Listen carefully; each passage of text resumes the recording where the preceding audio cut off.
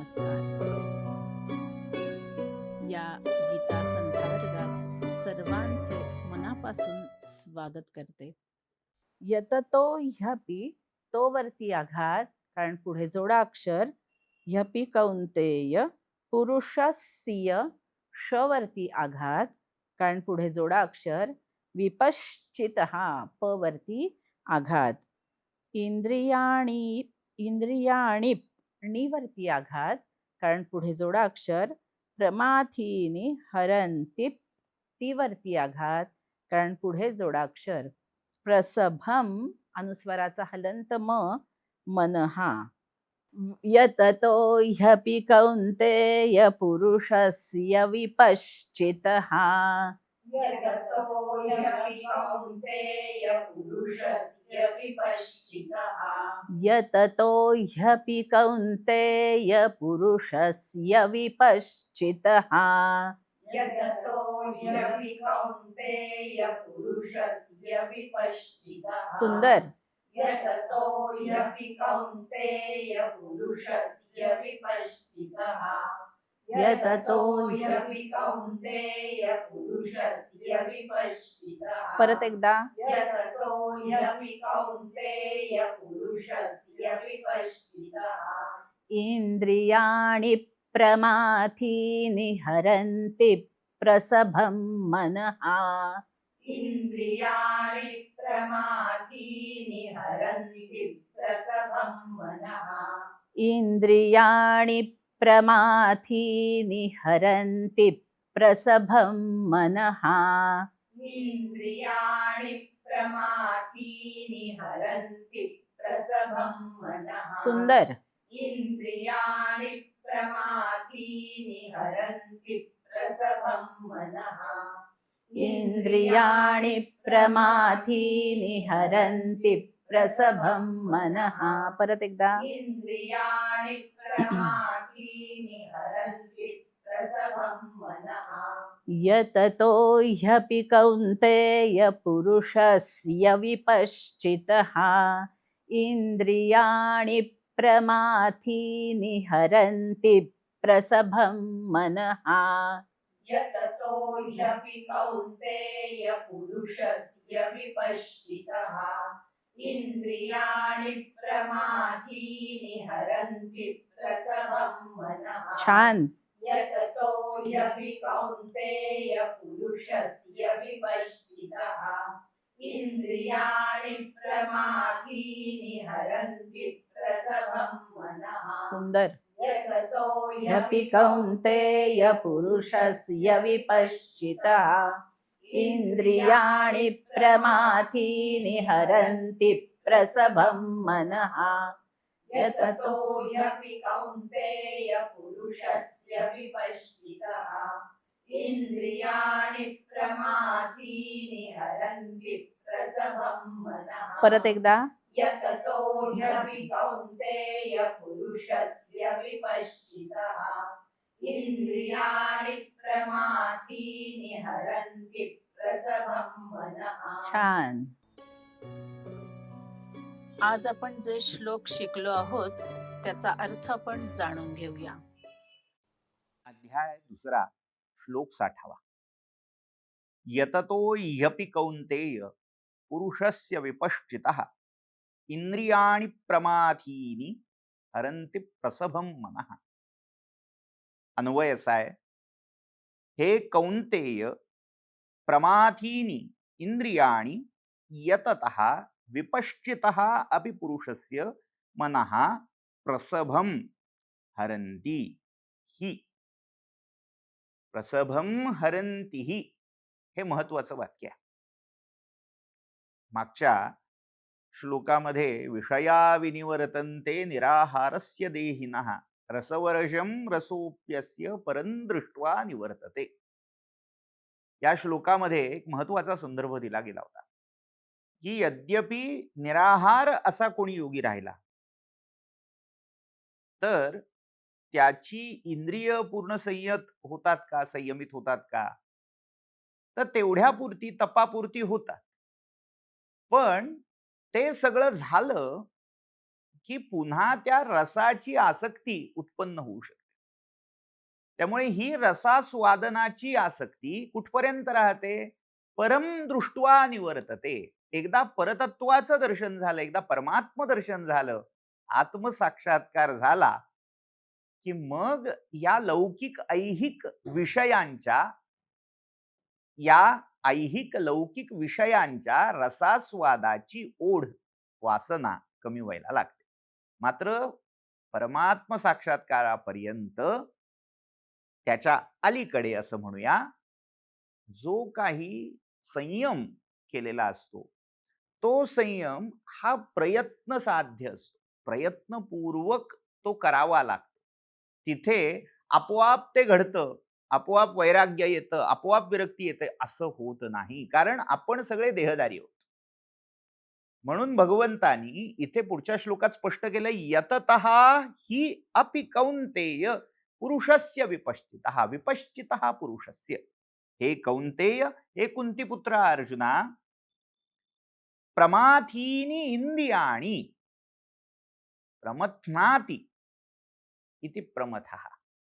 आणि अशी इंद्रिय कशी? प्रमाथी प्रमाथी इंद्रिय, जी मथन करून टाकतात, उन्मळून टाकतात. आपल्या चित्तवृत्तीचा जर आपण आढावा घेतला, म्हणजे थोडं आत्मपरीक्षण करायचं, अंतर्मुख व्हायचं, तर आपल्या असं लक्षात येईल, आपल्या आत एक संघर्ष सुरू आहे. एक कुठली तरी अद्भुत शक्ती आतून टकरा मारतीये.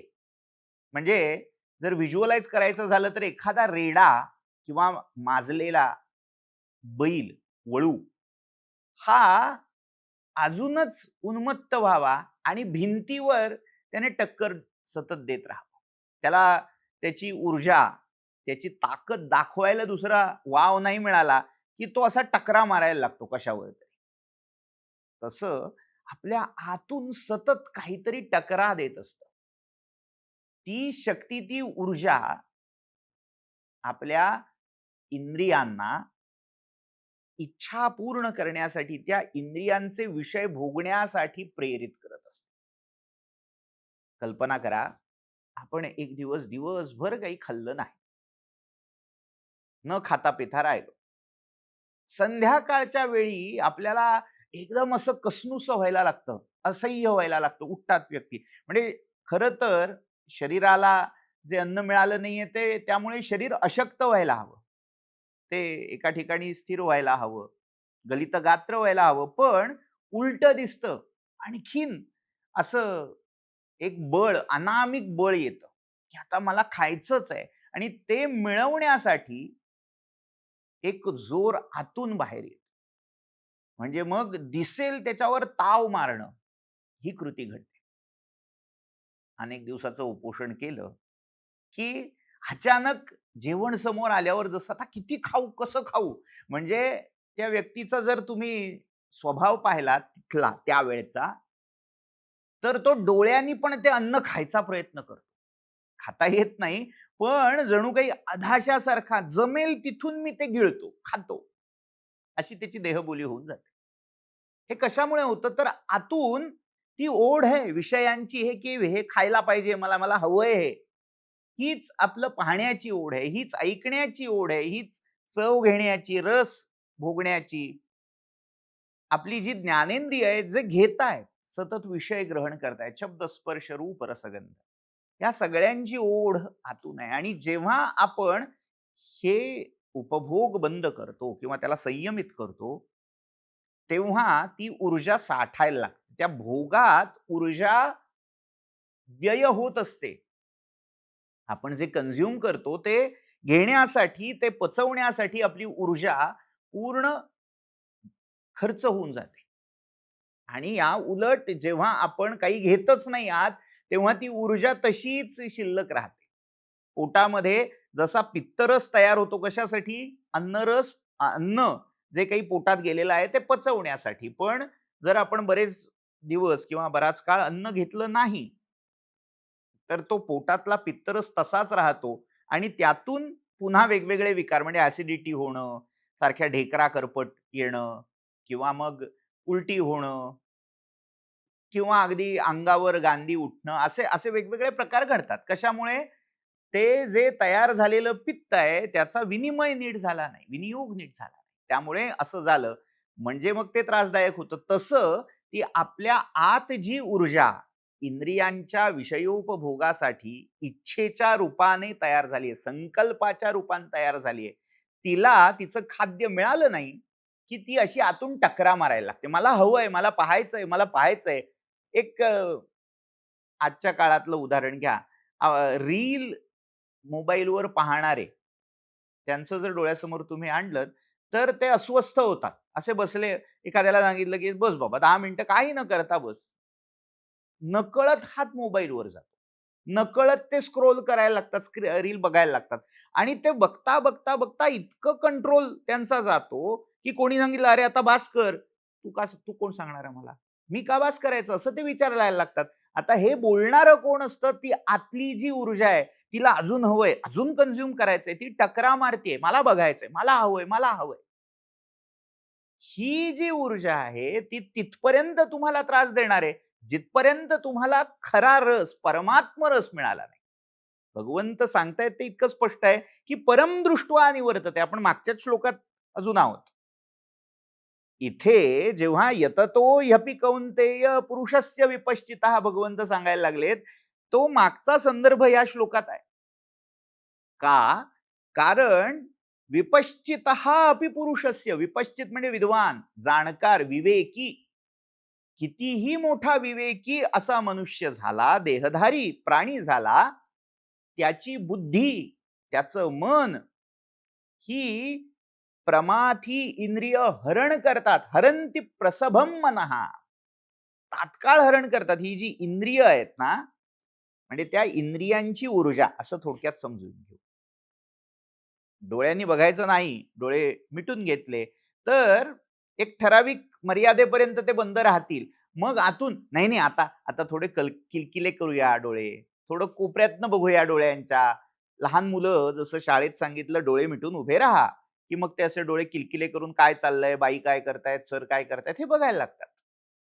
हे काय आहे? आतून ती प्रेरणा आहे की नाही, तुला सांगितलं डोळे मिटायला, का मिटलेस तू? मला डोळ्यांना आतून कमांड आली, बघायचंय, मला बघायचंय, बघायचंय.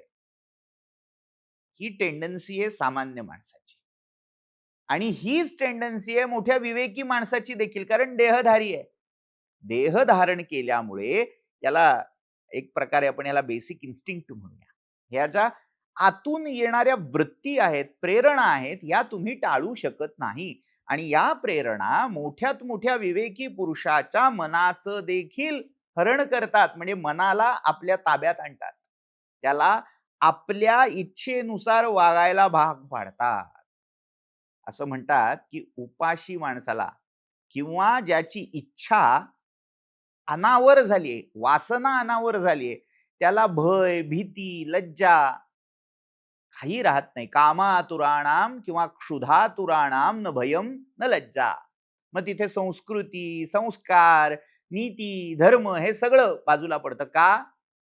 तर ती इंद्रिय, त्या इंद्रियांच्या वृत्ती मनाला, म्हणजे इंग्लिशमध्ये जसं म्हटलं जातं, are you out of your mind. Out of your mind म्हणजे काय? हरंती प्रसभम मनहा. मन थाऱ्यावर राहत नाही, मन चंचल करून टाकतं, सैरभैर करून टाकतं. म्हणून भगवंत त्यांच्यापासून सावध राहायला सांगतायत. यततः अपि कौंतेय, हे कौंतेया, यततः साधना करणाऱ्या, यत्न करणाऱ्या, अभ्यास करणाऱ्या विवेकी पुरुषाचं मन देखील, ही इंद्रिय जी प्रमाथी आहेत, जी मथन करणारी आहेत आणि दुसरं प्रमादशील देखील आहेत, पदोपदी चुकणारी आणि चुकवणारी, धक्के देणारी, टकरा मारणारी, सतत डिमांडिंग असणारी आणि त्या डिमांड्स पूर्ण नाही झाल्या की समोरच्याला पाडून टाकणारी, जमीनदोस्त करणारी, अशी ही इंद्रिय, त्या इंद्रियांच्या वृत्ती ज्ञानी विवेकी पुरुषाचं देखील मन, त्याचा विवेक, त्याची सारासार विचार करण्याची बुद्धी क्षमता ही हरवून टाकतात. इथे 60वा श्लोक पूर्ण.